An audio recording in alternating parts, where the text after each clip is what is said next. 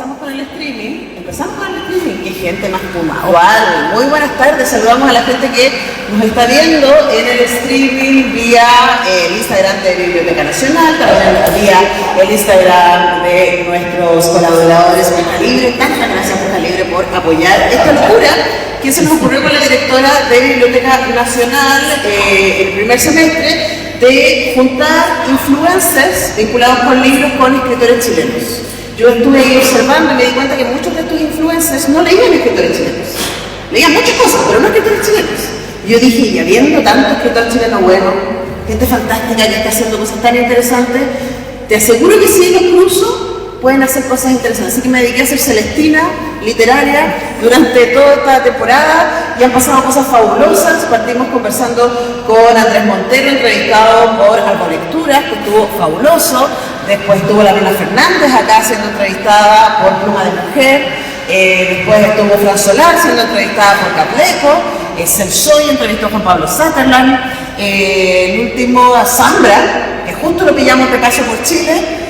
Nos sentamos acá a conversar con libros de Atenea, así que hermosas conversaciones que pueden encontrar en el Instagram, les cuento también a quienes nos están mirando ahí, al Instagram de Busca Libre y también al Instagram de Biblioteca Nacional. Y acá está lleno el Café Justicia de la Biblioteca Nacional, pueden saludar, gritar, hacer cuenta que hay gente aquí, porque nos sentimos tremendamente honrados de cerrar este primer ciclo de Encuentro Libros. No sabemos si va a haber más, estamos ahí conversando, vamos a ver qué pasa, con dos invitadas, pero absolutamente fabulosas. Me da mucho gusto, además, que vino directamente desde Linares para esta conversación. Isabel, más conocida como la vieja del lenguaje. Un aplauso para ella. Además que yo también estoy muy emocionada de conocerla, porque solo nos conocíamos por redes, así que la admiración ahora se hace presente energéticamente. Y a Letra Buco, a quien quiero, admiro, soy su fan.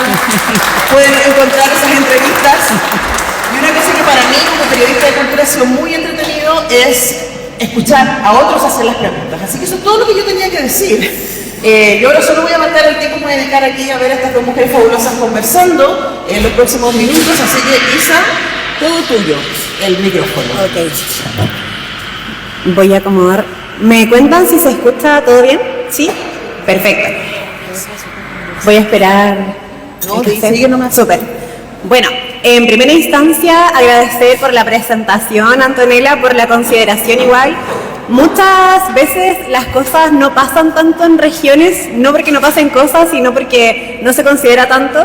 Así que igual agradezco que me hayan invitado, que me hayan dado el honor de estar acá con una tremenda autora que, como dijo Antonella hace un ratito, fue Celestina porque yo no conocía a Alia, pero me enamoré completamente de su literatura y ya vamos a profundizar en eso, así que funcionó.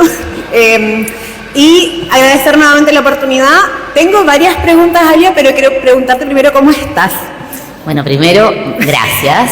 Gracias, Antonella, por inventar este espacio que me parece súper interesante por muchas razones, entre otras porque también como que subvierte la lógica de quién entrevista a quién y pone en contacto tal vez zonas que no necesariamente se pondrían en contacto. Así que yo también tengo hartas preguntas para Isabel en este encuentro. Así que primero eso, gracias. Y gracias, Isabel, también por leer mis libros y por esta conversación. Así que me entrego.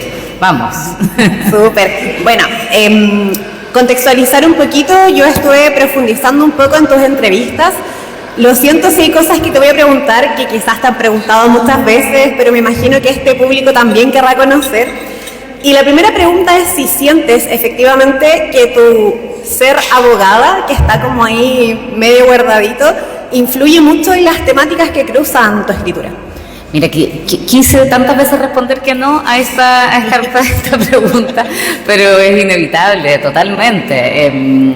Se hizo evidente en mi segundo libro, en Las Homicidas, pero creo que haber atravesado la Facultad de Derecho no solamente me puso en contacto con una forma de ver el lenguaje que me hizo pensar mucho, ¿no?, en este poder que tiene el lenguaje, porque es este lenguaje del poder, sino que por otro lado me metió el siguiente bicho en la cabeza, que es que cuando yo estoy escribiendo muchas veces me hago la pregunta de qué manera un texto es o no normativo, de qué manera un texto está como contribuyendo a una cierta forma de ver las cosas o yendo como a contrapelo, ¿no? Y esas son preguntas que creo que provienen de ahí, de pensar como las normas y su poder, y también de pensar ese lenguaje y de qué modos la literatura también lo puede subvertir. Así que yo estoy totalmente marcada por eso.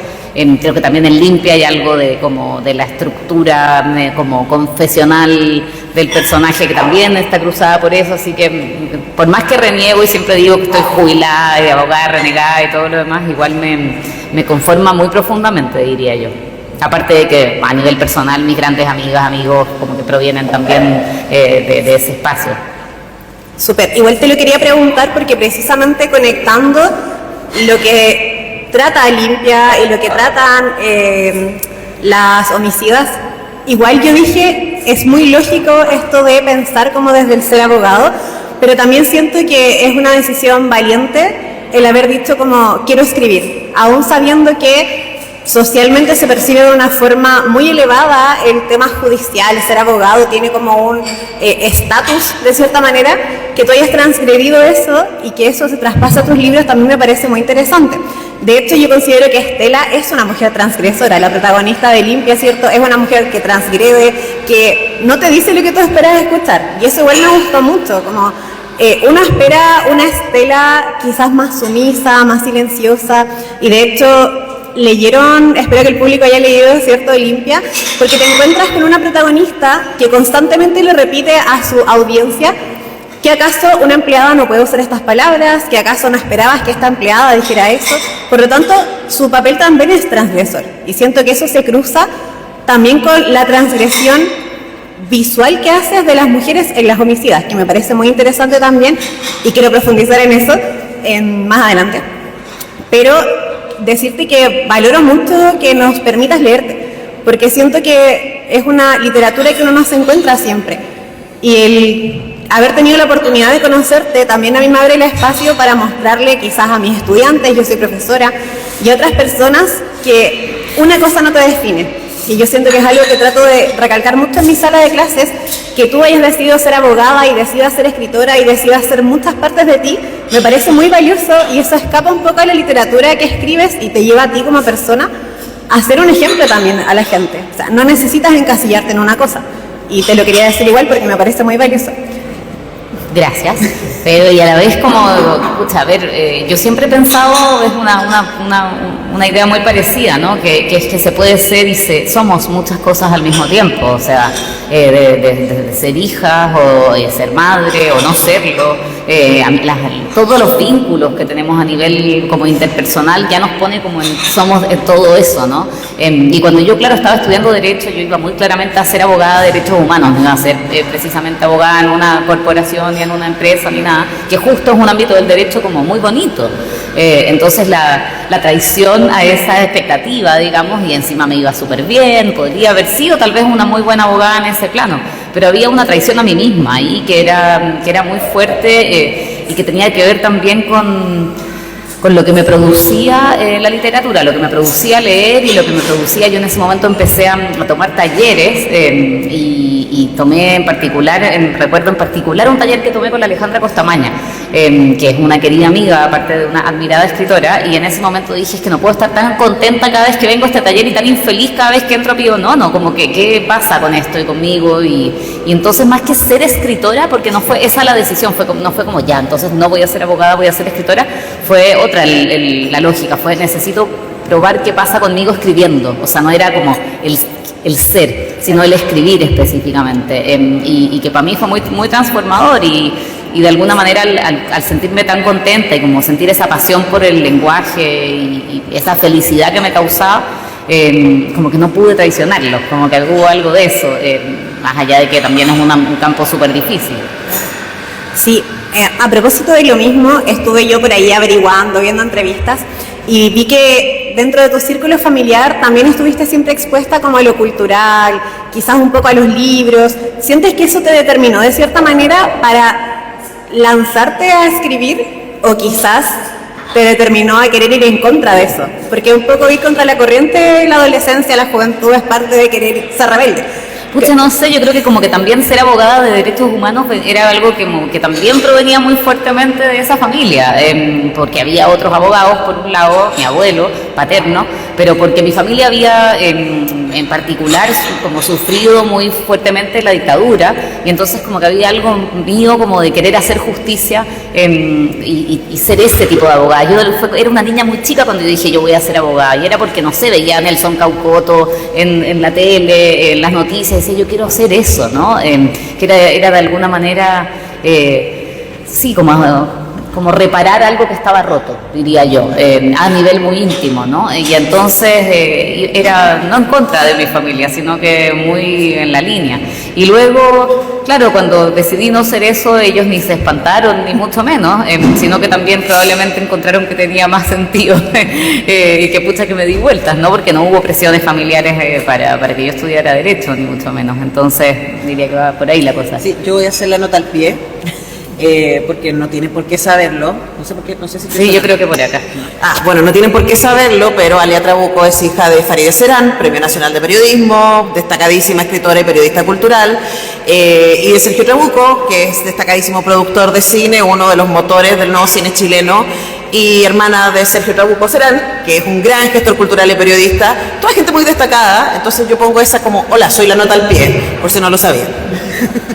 Pero claro, era tal vez más raro en ese contexto haber decidido ser abogada, pero también como volviendo a lo del principio, cuando empecé a escribir cada vez más me daba como pudor no haber pasado por una facultad de literatura y entonces no tener como toda la biblioteca mental que tenían de pronto, por ejemplo, los compañeros que yo tenía en el máster de escritura creativa. Yo me sentía un poco compleja.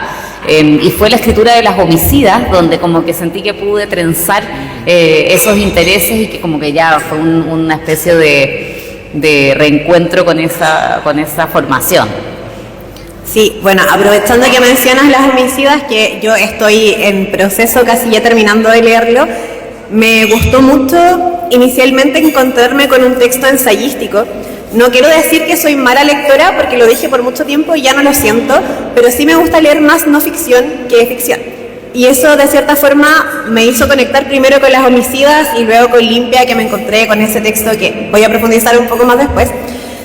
Escuché en una entrevista también que hablabas un poquito sobre la memoria y yo conecté mucho con eso en Las Homicidas, que tú mencionabas que no necesariamente la memoria se repara, sino que a veces abrir una herida también puede ser una forma de volver a ella para trabajar en eso.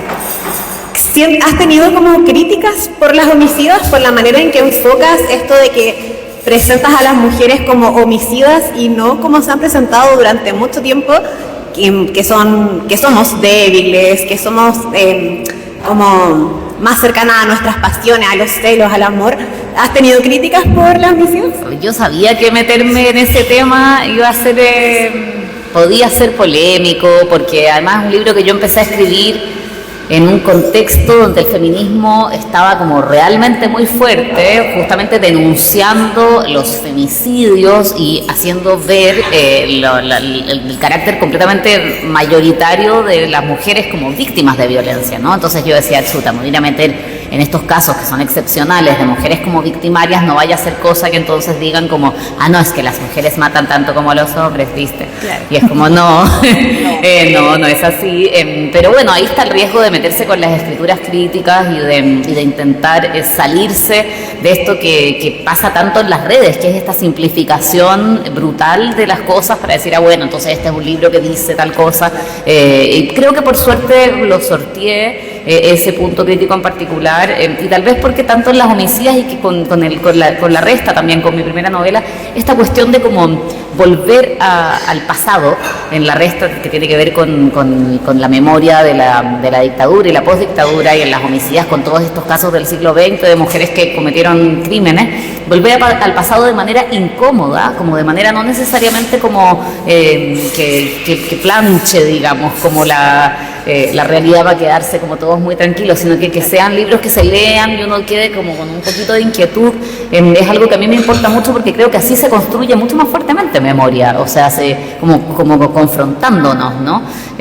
Pero sí que lo hice sí que tenía el temor, tenía muy fuertemente el temor, y ahí, no sé, te devuelvo yo la pregunta a ti en el sentido de tú que te manejas mucho más profesionalmente en redes sociales, si no es algo que a mí me resulta algo como muy asombroso y muy aterrador. O sea, para mí la red que más uso ahora es Instagram, donde si se meten tengo puros arbolitos con poemas y reflexiones sobre algunas cosas, y rara vez le contesto a la gente que me escribe, como que, no sé, me manejo con cierta timidez de quién es esa figura que aparece ahí, también como con cierto pudor, por ejemplo, respecto de cuando me etiquetan en cuestiones como de si estar autopublicitándome, ¿no? Como es toda una zona que para mí no he resuelto y que la vivo con cierta incomodidad. Entonces la figura de los influencers, y de los influencers también en distintos ámbitos, pero en el ámbito de la literatura me resulta como muy asombrosa y muy interesante, y me preguntaba a la inversa, o sea, así como tú me estabas preguntando a mí si yo he tenido esas críticas, digamos, yo te pregunto a ti si teniendo tantos seguidores y teniendo este papel público que tienes, donde probablemente te conoce mucha más gente a ti que a mí, digamos, como si te has topado tú con esas violencias o tú con esos malos entendidos, ¿no? Y con esas zonas, sí. O agregar algo más, además, porque Isabel, Viaje al Lenguaje, mete dos tipos de contenido muy notables. Uno tiene que ver con clases, ¿cierto? Preparación para el lenguaje, etcétera. Y otro tiene que ver con, te corrijo el titular, que sí, amo.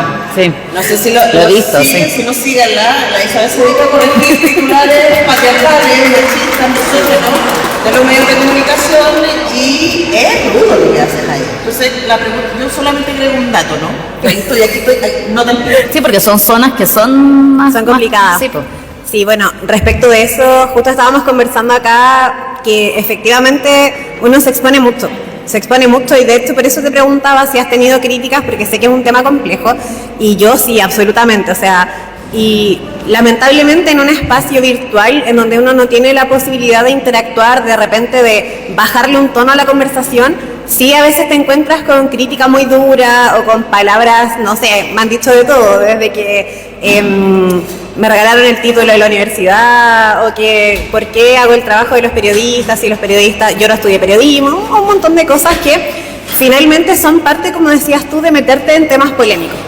Y yo creo que eso no tiene que ser una limitante para dejar de hacerlo.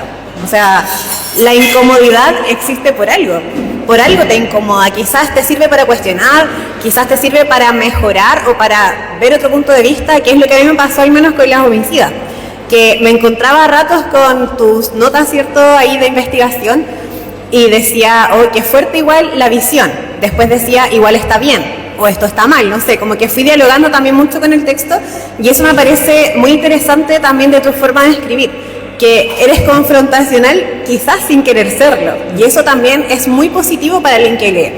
Yo creo que durante mucho tiempo, y según los contextos, nos encerramos mucho nosotros en una cámara de ecos, como que lo que yo pensaba lo pensaban todos, porque el algoritmo y todo lo que ocurre con internet, y porque también nos cerramos un poco a escuchar otras visiones simplemente por no querer escuchar. Y eso nos hace pensar que todo el mundo piensa como nosotros, y de repente sales al mundo real y te das cuenta que no.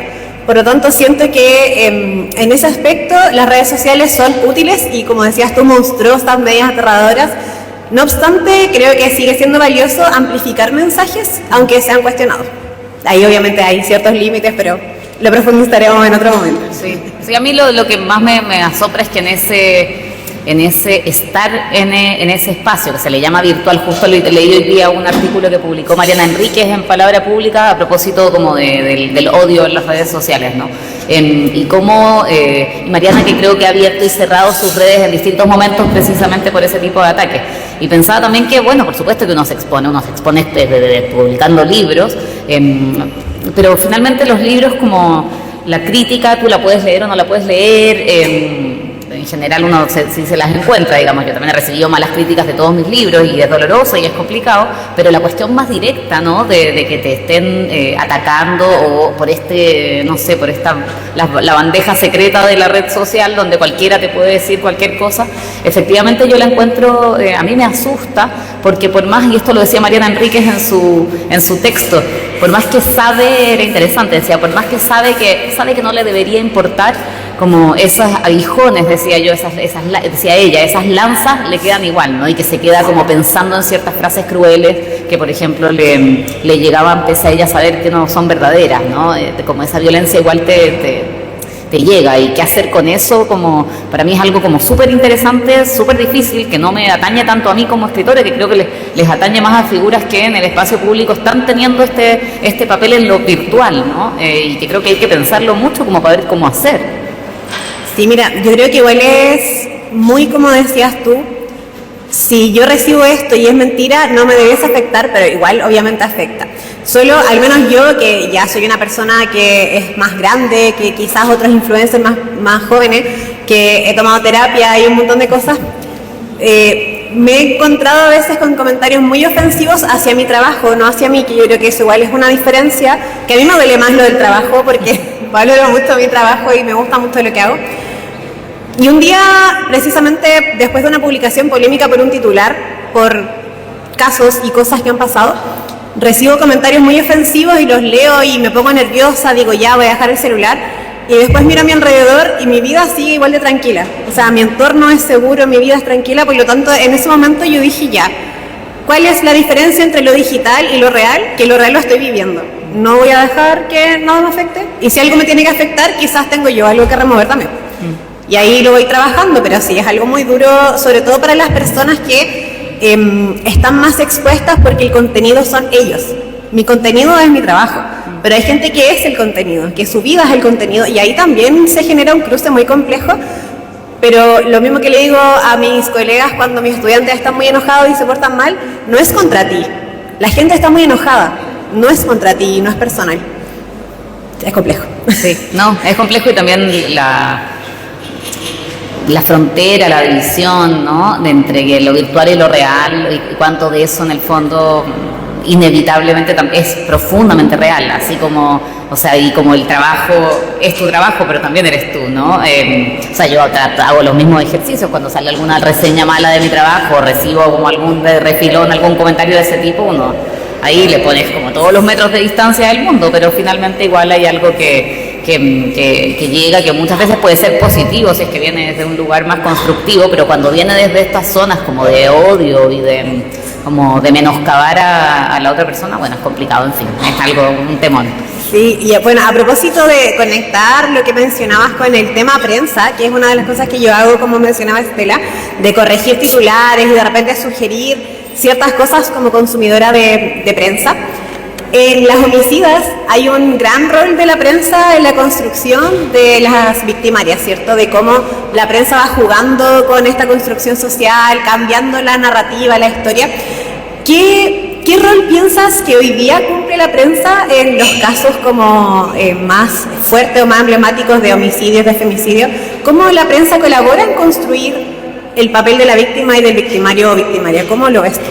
Bueno, y lo que yo hago en ese libro es justamente mirar cómo distintos ámbitos, distintos discursos se han comportado respecto de esta transgresión femenina, que es cometer un asesinato, y que yo planteo en el libro que no es solamente una transgresión al aspecto penal, sino a las leyes del género, ¿no? A las que nos dicen qué significa ser mujer. Y eso que yo veo en ese libro, en el año 1916, en el 23, en los 50 y en los 60, uno mira el 2, estamos en el año 2024 terminándolo.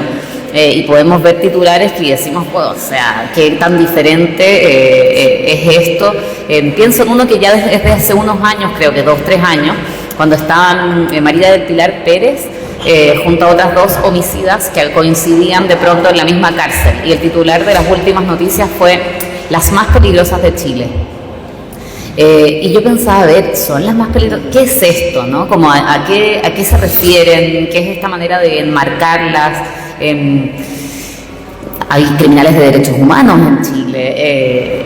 ¿Qué era esta forma de seguir intentando Sí, enmarcar estos casos bajo esos mismos prismas de las mujeres o locas o histéricas, ¿no? O cuando son malas son las malas más malas, en vez de entender los casos de manera mucho más compleja. Y en ese sentido tal vez las homicidas también hace el rol que haces tú de, te corrijo el titular, ¿no? Esta mujer no estaba loca de amor, sino que, y entonces viene el análisis. Claro. Sí, y te lo preguntaba también porque de hecho ese diálogo que hay entre la historia que cuenta la prensa y la realidad. Cuando tú decías, me costó encontrar su voz, yo decía, qué fuerte como la prensa tiene un rol tan importante, aunque mucha gente piense que objetivamente es contar noticias, tiene un rol tan importante en la construcción de la historia que puede hacer cambiar a la gente de pensamiento, como pasó, por ejemplo, con Fernanda Maciel, que durante mucho tiempo se mostró como una mujer inestable, como una mujer que consumía drogas, que estaba en malos pasos, y de repente pasó de ser esa mala mujer que se fue a ser la pobre víctima que estaba muy cerca, y la culpa es de otros, pero nunca de la prensa, de cómo la prensa instala esos discursos. Por lo tanto, conecté mucho igual con esa parte de las homicidas, y a partir de lo mismo, y yéndonos más como ya a limpia, ¿cómo crees tú que la prensa hubiese construido a Estela?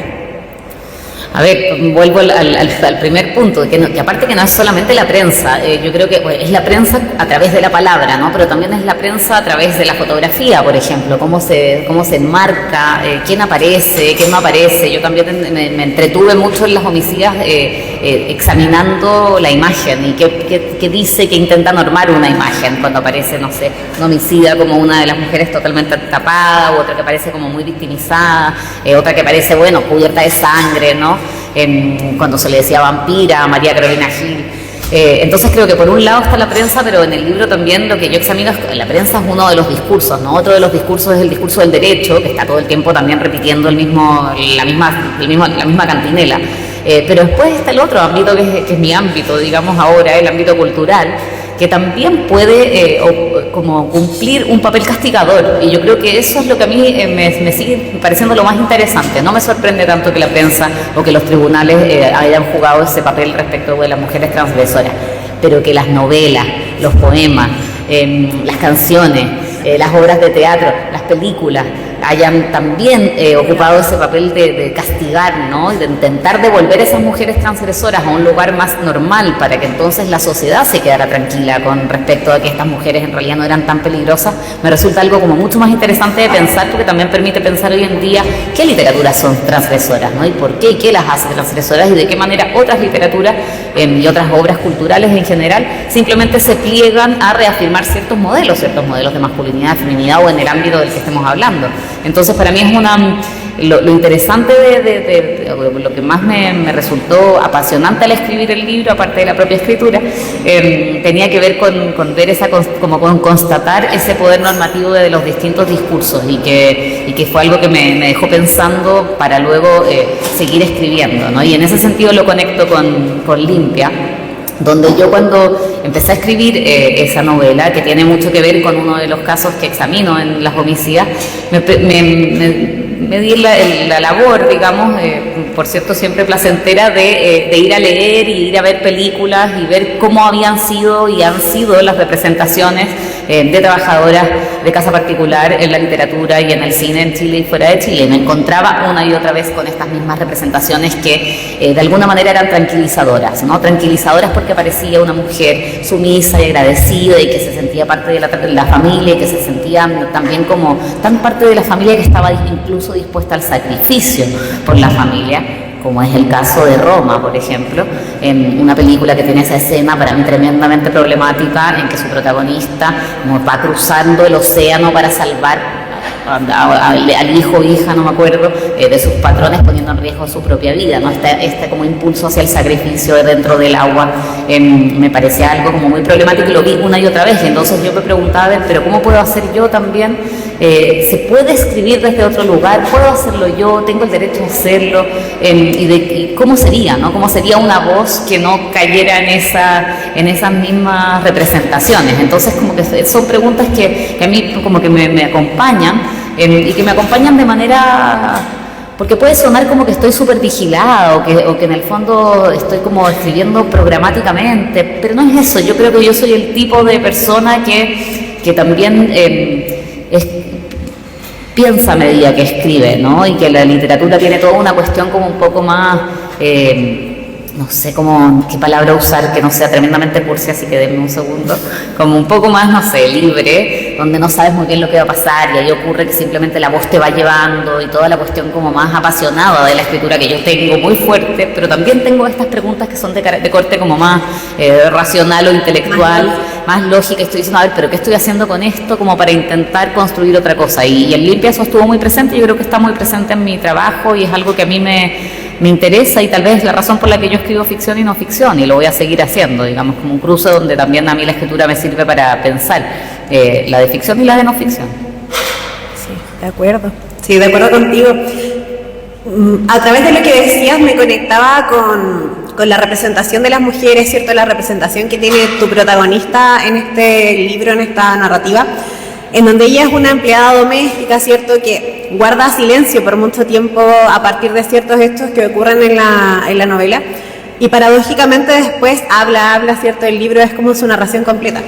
¿Es un poco simbólico, consideras tú, el que ella le hable a una audiencia durante tanto tiempo después de haber estado silenciada y que esa audiencia nunca se haga presente? Como hay un símbolo ahí también. Sí, o sea, indudablemente las novelas siempre trabajan en clave simbólica, a veces de manera más explícita, otras de manera más implícita, pero claro, en este caso es un personaje que, como decías tú, no es solamente que guarda silencio, sino que es silenciada, y cuando lo rompe, que es cuando empieza la novela y dice mi nombre es Estela, me escuchan, ya en esa frase ella como me parece que ingresa muy fuertemente a intentar controlar el relato, ¿no? Y ella como lo que hace, y que fue lo que intenté hacer yo con el libro, es tirar esta pequeña bomba en la cuarta frase que dice, quinta, diciendo, bueno, la niña muere, ¿no? ¿Quieren saber qué pasó? Bueno, ahora escuchen esta otra historia, que es una manera de ella, digamos, de decir, quiero hablar de mi vida. ¿Quién va a escuchar esta vida si es que no está este otro impulso por saber, ¿no? Y su vida, ¿qué es esa vida, no? Es la vida de una mujer que está trabajando para el desarrollo de la vida de otros y que está limpiando, lavando, cocinando, cuidando a esa niña en una cotidianidad de repetición que es bastante enloquecedora y que ella necesita narrar, y que su estrategia para ser escuchada es tener ese anzuelo, ¿no? Entonces cuando rompe ese silencio, para mí era importante que fuera como un silencio que rompe controlando también el relato, y que no fuera que otros la están hablando o están hablando por ella, que otros la están mirando. Entonces también estuvo la decisión de hacerlo en primera persona y no en tercera persona. O sea, eran todas decisiones que tenían que ver con tratar de romper los estereotipos en torno a esta figura que está muy presente en la literatura y en el cine, pero de manera muy estereotípica la mayoría de las veces. No siempre, pero la mayoría de las veces. Sí, de hecho, yo creo que por eso mismo se me hace a mí inevitable separar ambos libros, aunque sé que son independientes, siento que Las Homicidas y Limpia están conectados no solo en el tema, sino también en la manera en que le das voz. Tengo muy marcada en la cabeza los momentos en que haces notas en Las Homicidas y dices, me cuesta encontrar su voz, busco documentos pero no encuentro sus palabras, nadie la entrevistó, no. Entonces siento que de cierta forma Estela es una respuesta a la presencia de la homicida como una mujer que tiene historia, que decide, y que, como te decía hace un rato, la encontré muy transgresora, como muy fuerte. Y me gustó mucho también cómo jugaste con el concepto de limpia. Te quería preguntar por eso igual, porque el concepto de limpieza aparece muchas veces en torno al relato en distintos contextos. Limpieza de ropa, limpieza mental, limpieza de vocabulario, como que hay una constante alusión. ¿Cómo se te ocurrió esa conexión entre lo limpio? ¿Cuál es el origen de esa conexión? Primero quería comentar tu lectura sobre el diario que está incluido en ese capítulo de Las Homicidas, que es muy loco porque yo también, cuando ya terminé de escribir Limpia, pensé, qué loco que de alguna manera ese diario era el diario de escritura de este libro sin yo haberlo empezado a escribir. como que lo prefiguraba, lo anticipaba, y efectivamente creo que es así, que está esa búsqueda y que no me dejó tranquila. Yo la verdad es que Limpia no era una novela que yo pensé que iba a escribir, como que fue algo que simplemente fue como, bueno, no me deja tranquila este tema, esta voz, la voy a explorar a ver qué pasa, y entonces seguí adelante. Y a propósito de eso, seguí adelante, pero también estaba como, me costó, iba como medio camino con la novela y no estaba muy convencida.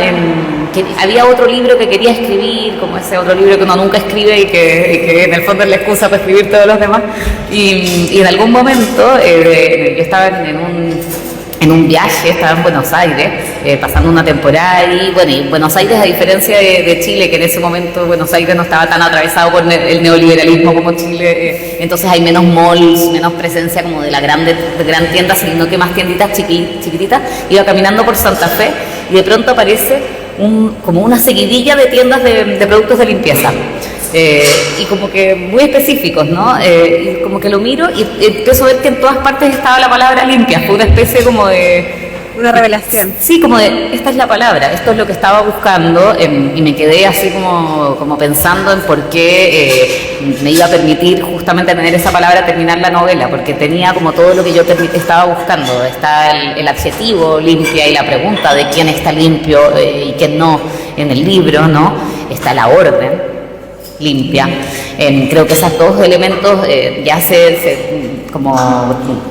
constituían con fuerza. Está la idea de que es una prosa relativamente limpia, a diferencia de, no sé, la escritura, por ejemplo, más barroca, que yo también poseo, digamos, y que me gusta mucho y que está más presente en La Resta, que es una escritura mucho más, barroca, mucho más exuberante. Esta es una escritura mucho más limpia. Claro.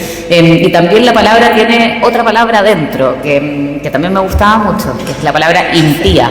Y todo eso, como cuando encontré la palabra dije, ay, bueno, ahora voy a tener que terminar este libro, porque me gusta mucho el título. Y de verdad que fue como una fuerza que me dio haber encontrado el nombre, y como que articuló ciertos elementos como para yo poder seguir adelante en un libro que me costó escribir, que estuvo interrumpido por mudanzas, por enfermedades, por la vida, ¿no? Y que entonces no fue fácil y no sabía si es que iba a llegar a buen puerto, y por suerte llegó. Sí, sentí mucho esa conexión como de la palabra de la limpieza y de cómo también Estela iba acumulando la rabia, que también hablas de la rabia como un sentimiento que puede movilizar. De hecho, en Las Homicidas igual hay una cita, que la rabia te puede cambiar la forma de pararte frente al mundo. Lo encontré también como muy interesante esa conexión. Y a propósito de lo mismo, yo sé que el final, no sé, no quiero contar, no quiero hacer spoiler, ¿ya no? Ya, ok. Yo sé que el final quizás no es tan final, o sea, es como abierto o cerrado. ¿Imaginaste un final distinto para Estela en algún momento, o siempre fue ese el final que pensaste? Fue al final. Fue al final. Porque hay más de un final en la novela. Está el final, o sea, las últimas 2 páginas, pero está el final anterior, digamos, el momento en que ella sale de la casa final. O sea, toda la novela es tremendamente claustrofóbica y ocurre como en distintos encierros, ¿no? Está el encierro en el que está Estela, que no sabemos dónde está y que está, porque está encerrada, pero luego ella narra este encierro de 7 años en la casa, y a su vez está el encierro de la pieza. Entonces está ese final donde ese encierro se rompe, y ella... yo estoy a favor de los spoilers. Que además el libro ya ganó caleta de cantidad de premios, y da lo mismo, está entre lo más leído en toda Latinoamérica, no solamente en Chile. Entonces ya, si no lo leyeron... Y da lo mismo, si en el fondo da lo mismo. Les va a gustar igual. Hay otro, o sea, da lo mismo en el sentido de que saber, no sé, a mí me pasa que creo que no es tan importante la trama. Ahora, entonces, sí, habría que decir que es muy distinto. Yo ahí solo me toco echar otra nota al pie.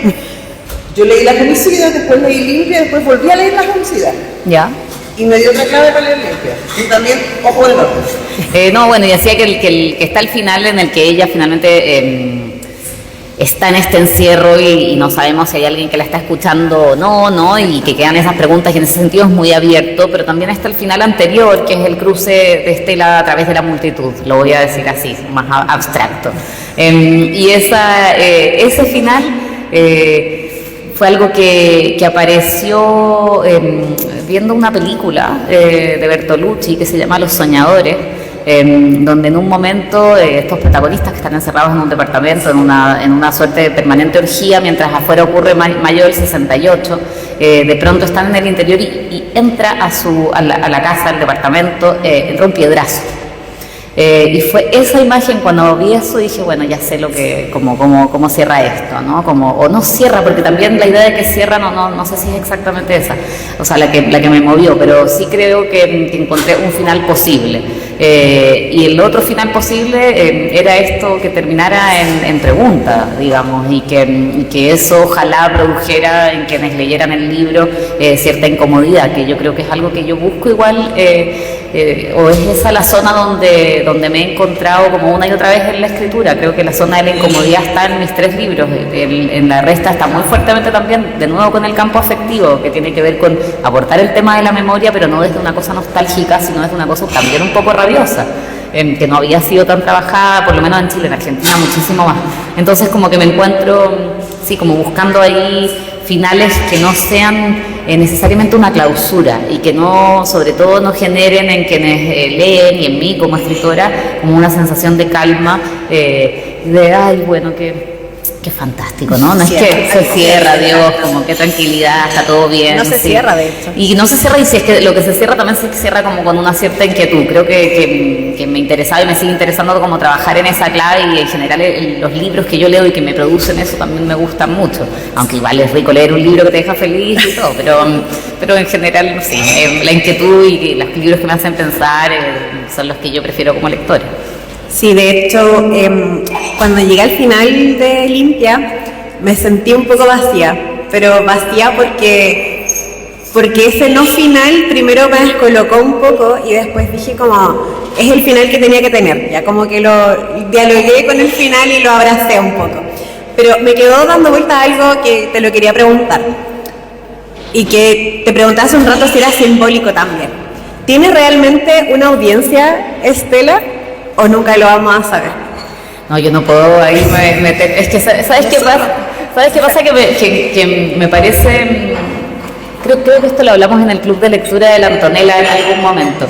Que a mí me parece muy problemático cuando las autoras o autores como vienen con su propia interpretación de, bueno, no, es que esto es así, esto es asá, porque de verdad que creo que los libros se terminan en cada lector y en cada lectora. Entonces como lo que hayas interpretado tú, lo que haya interpretado yo, creo que están en el mismo nivel. O sea, y cuando me lo preguntan a mí es como que queda como mi lectura, como mi interpretación, como con mucha más autoridad, y esa idea es lo que a mí me complica y la rehuyo, y prefiero decir, bueno, está ahí, es lo que hay, pues vayan al libro. Porque de lo contrario creo que clausuro lecturas cuando yo prefiero que el libro las abra. O sea, ¿te podría comentar cuál creo que es la audiencia? Tú, por supuesto, y yo voy a decir, eso es. Sí, es que elegí creer que, bueno, me puedes decir que no, igual, no pasa nada. Elegí creer que en realidad no había nadie escuchándola, eso es como lo que yo pensé, que nadie la estaba escuchando y que en realidad nadie se merecía escuchar su historia. Como nadie más que ella merecía que verbalizara todo lo que guardó por años. Con eso me quedé. Desolador, sí. Pero claro, yo no puedo, o sea, en ningún caso me parece que sería esa una lectura que esté fuera de lo que el libro invita. O sea, invita indudablemente a esa lectura, así como puede invitar a otros a pensar. No sé, me he topado con lecturas como súper concretas, como bueno, entonces cuando ella estaba en el psiquiátrico, y yo como, es como interesante. Y que creo que de alguna manera yo no lo había previsto, pero que también la admite. Claro. Entonces, no sé, yo prefiero ahí no entrar como con esta idea vinculada a la autoría, de la autoridad, y de decir, bueno, esta es la respuesta, ¿no? Porque creo que no la tengo necesariamente. Igual agradezco como la apertura para comentarlo, porque quizás hay autores que sienten la presión, autoras que sienten la presión de dar una respuesta. Sí. Y creo que es muy valioso también que tengas la idea de que el texto lo completa el lector. Pues es algo como muy generoso de tu parte igual, porque podrías cerrarnos a todas las expectativas y decir, no, esto es así, como lo han hecho muchos también, que es válido. Igual quería preguntarte, porque cuando escribes Las homicidas, tú planteas al principio que tienes muchas dudas y que probablemente no se cierren esas dudas escribiendo ese libro. Y luego me imagino que habrán otras dudas que te empujaron a escribir Limpia, así como te impulsan otras cosas a escribir. ¿Crees que terminando estos libros que de cierta forma se conectan, tienes más dudas que antes o más respuestas? No, es que justamente cuando yo decía que la literatura a mí lo que la escritura, y también la lectura, o sea, la literatura, cuando me gusta más es cuando me produce una suerte de conmoción estética que va siempre de la mano para mí como con una conmoción intelectual, que tiene que ver con hacerme pensar cosas de una manera que no las había pensado, y que en el proceso de escribir un libro eso me pasa que es que en el fondo estoy pensando las cosas de otra manera, pero ese pensar no tiene que ver con responder, sino que justamente tiene mucho más que ver con preguntar, y que yo, claro, no escribo para resolver, sino para atravesar esas preguntas, y tal vez para atravesarlas como no tan solitariamente, y que otros como que se las pregunten conmigo, y en ese sentido no salgo con más respuestas, salgo efectivamente como con más preguntas y a veces con más incomodidad, o sea, porque si los libros producen incomodidad en otros es porque también la han producido en mí. Hay muchas preguntas incómodas que yo no necesariamente es que quiera contestar, es que simplemente quiero habitarlas para ver qué pasa, ¿no? Sí, me meto para decir que una pregunta, que además Alia también tiene una pregunta, y para citar así de Hazlitt, que dice, leo porque tengo preguntas y mientras más leo más preguntas tengo. Somos. Sí. Bueno, mi última pregunta es en torno como a tu ser escritora, a tu ser abogada, a tu ser mujer. ¿Qué le dirías a las personas que afirman que la justicia es objetiva, como legalmente hablando, y que es la única posible o la única que existe? A partir de toda tu investigación, la construcción discursiva, todo lo que pudiste como observar, comentar, ¿qué podrías decirle a esas personas respecto de ese pensamiento? Que confían, digamos, ciegamente en la objetividad de la justicia. Bueno, que creo que así como, o sea, que todos los campos que están atravesados por el lenguaje están atravesados por la subjetividad, y que esta fantasía de que las instituciones son distintas, digamos, al lenguaje que las conforma o a las personas que las hacen, me parece que hay mucha ingenuidad ahí, o sea, y que cada justicia está marcada por su tiempo, cada justicia está marcada por el género, y que hemos avanzado mucho para intentar torcer ciertos prejuicios de género con, por ejemplo, justicia con perspectiva de género y otros temas que intentan como justamente como quitarle este supuesto velo, porque a veces esa imagen de la justicia como con los ojos tapados es la gran farsa, ¿no? Porque los ojos tapados tienen un contexto que es un contexto patriarcal, un contexto de desigualdad de clase, un contexto que te dice a ver en qué medida los fallos y las resoluciones respecto de un tipo de casos siempre dejan a ciertas personas libres y otras personas no, que tienen un componente de clase y así como un componente de género. Entonces yo no confío ciegamente en nadie, y mucho menos podría confiar ciegamente en un discurso que en el fondo es un discurso de carácter cultural que está urdido por tramas de poder, y eso también es la justicia. Entonces, pero es lo único que tenemos en este punto. En ese sentido, yo con desconfianza y todo, prefiero la justicia que el linchamiento.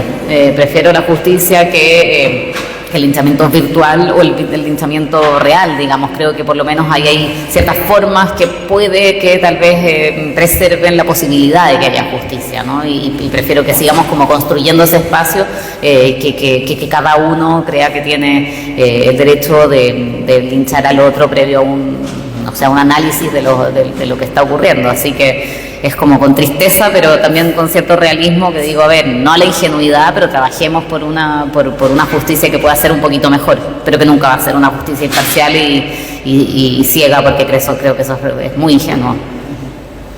Y tú tenías una pregunta. Sí, que tenía que ver con lo que le había preguntado Isabel al principio, y que me preguntaba también. Yo insisto en que a mí me resulta como súper interesante, además en general son gente más joven, los influencers, que se vinculan con sus redes de un modo que creo que también los transforman, ¿no? Que tienes necesariamente, creo, lo voy a formular como pregunta, tienes una como identidad que tú puedes como separar de tu yo, de la vieja del lenguaje y tu yo Isabel, o ya está todo eso como configurado y urdido de una manera como ya indistinguible? Porque creo que también, no sé, yo me lo pregunto a propósito de esta identidad de ser escritora y quién soy yo, la Alia, en la vida en general, y uno como que trata de establecer ciertas como separaciones, ¿no? Que también son ficciones y relatos, cuentos que uno se cuenta, pero me pregunto, con algo como tan ruidoso, yo encuentro las redes tremendamente ruidosas, con algo tan ruidoso como las redes, como con alcance como horizontal muy grande, con cientos, o sea, decenas de miles de personas en tu caso, como de qué modo eso también atraviesa tu subjetividad, tu personalidad, tus vínculos, no sé, es algo que a mí me intriga mucho. Bueno, yo creo que mucho de mí, Isabel, es la vieja del lenguaje al mismo tiempo. La única diferencia, yo creo, es que me adecuo a otros contextos. Por ejemplo, yo siendo profe no me meto a la sala a decir groserías. Es lo mismo que hago en mi página, o sea, trato como de mantenerme igual en un ámbito profesional y personalmente digo grosería cada una por cada 2 palabras que digo. Por lo tanto, esa es como la única disociación que yo creo que podría hacer, pero en realidad la página que tengo de la vieja del lenguaje es un 99% de lo que soy en el día a día. Y creo también que yo, en algún momento que pasé de ser súper tímida a ser muy poco tímida, como me ven ahora, siempre fui así. Siempre utilicé mis redes sociales para comunicar. Yo me meto a mi Facebook, no sé, de 10 años atrás, y estoy ahí picándole, ¿cierto?, a lo que pasa socialmente, diciendo lo que pienso. Por lo tanto, lo único que cambió fue que me inventé un nombre ficticio a partir de que soy profe para seguir comunicando lo que yo creía importante. Y de repente me di cuenta que eso le importaba a algunas personas y empecé como a construir esta comunidad que fue creciendo de a poquito y todo, pero la verdad es que no sé si puedo disociarlas y me gusta que sea así, porque en realidad lo que suele pasar, y que está bien también, que muchas veces uno ve a alguien detrás de una pantalla y después lo ve en persona y es otro el contacto, otra la distancia. Y cuando mucha gente se encuentra conmigo me dice como, oye, eres muy simpática igual, como igual que en la pantalla, y es porque yo soy así, pues soy una persona abierta, soy conversadora, me río mucho, por lo tanto es algo que creo que no puedo disociar de mi ser y me gusta que sea así.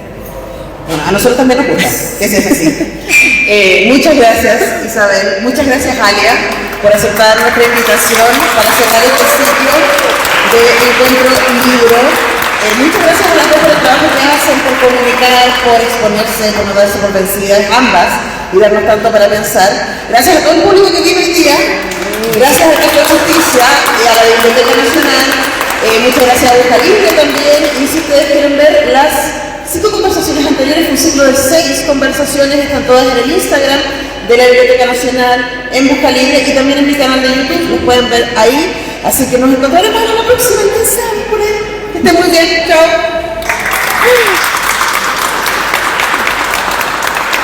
¿Se corta el fondo? No sé. ¿Qué? ¿Por qué? ¿Qué pasó? Porque, La transmisión. Lo cortará. Sí. Oye, qué entretenido. Se pasó muy rápido. Pasó muy rápido. Hoy tenemos regalos. Mira, qué pequeño regalo. Qué bueno. Oye, así que nada, pero mucho cariño.